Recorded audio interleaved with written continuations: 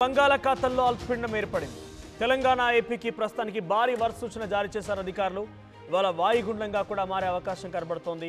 రేపు తీవ్ర వాయుగుండంగా బలపడే అవకాశం కూడా ఉంది. ఈ నెల 27 నాటికి తుఫాన్గా మారే అవకాశం ఉంది.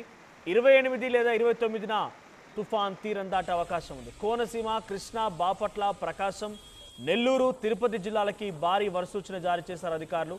ఇక తెలంగాణలో కూడా భారీ వర్షాలు కురిసే అవకాశం ఉంది. తెలంగాణలోని 21 జిల్లాలకి ఎల్లో అలర్ట్ జారీ చేశారు. సో ప్రస్తుతానికి అల్పపీడనం ఏర్పడింది బంగాళాఖాతంలో. ఈ అల్పపీడనం కాస్త వాయుగుండంగా మారే అవకాశం ఉంది. ఈ వాయుగుండం కాస్త రేపటికి మరింతగా బలపడి అటు కోస్తాంధ్ర, కోనసీమ అండ్ తెలంగాణ వ్యాప్తంగా కూడా భారీ వర్షాలు కురిసే అవకాశం కనబడుతోంది. సో ప్రస్తుతానికి తెలంగాణలో ఆల్రెడీ వర్షాలు కురుస్తూ ఉన్నాయి. సో 21 జిల్లాలకి ఎల్లో అలర్ట్ జారీ చేశారు. అటు ఏపీ వ్యాప్తంగా కోనసీమ, కృష్ణా, బాపట్ల, ప్రకాశం, నెల్లూరు, తిరుపతి జిల్లాలకి భారీ వర్ష సూచన జారీ చేశారు అధికారులు. లోతట్టు ప్రాంతాలు అప్రమత్తం చేశారు.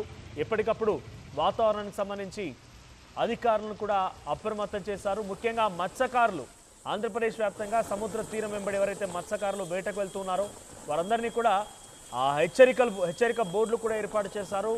మత్స్యకారులు ఎవరు కూడా వేటకు వెళ్ళకూడదని చెప్పి తగు జాగ్రత్తలు తీసుకోమని హెచ్చరిక బోర్డులను కూడా ఏర్పాటు చేశారు. ఇక అత్యవసరం అయితే తప్ప బయటికి వెళ్ళకండి. ఇప్పటికే హైదరాబాద్ వ్యాప్తంగా చిరుజల్లులు కురుస్తూ ఉన్నాయి. పెద్ద ఎత్తున అల్పపీడనం మరింతగా బలపడిపోయి వాయుగుండంగా మారిందంటే ఇంకా భారీగా వర్షాలు కురిసే అవకాశం కనబడుతోంది. సో ప్రస్తుతానికి హైదరాబాద్ వాతావరణానికి సంబంధించి చూస్తే ఎక్కడికక్కడ చిరుజల్లు కురుస్తూ ఉన్నాయి. నిన్న ఒక్కసారిగా ఉన్నట్టుండి ఉదయం అంతా తెల్లవారుజామునంతా కూడా ఎండ కాసింది. మధ్యాహ్నానికల్లా భారీగా వర్షం నమోదైంది. సో ప్రస్తుతానికి హైదరాబాద్తో పాటుగా తెలంగాణ వ్యాప్తంగా మొత్తం కూడా మబ్బులు కమ్ముకొని ఉన్నాయి. పలు చోట్ల భారీ వర్షాలు కురుస్తూ ఉన్నాయి.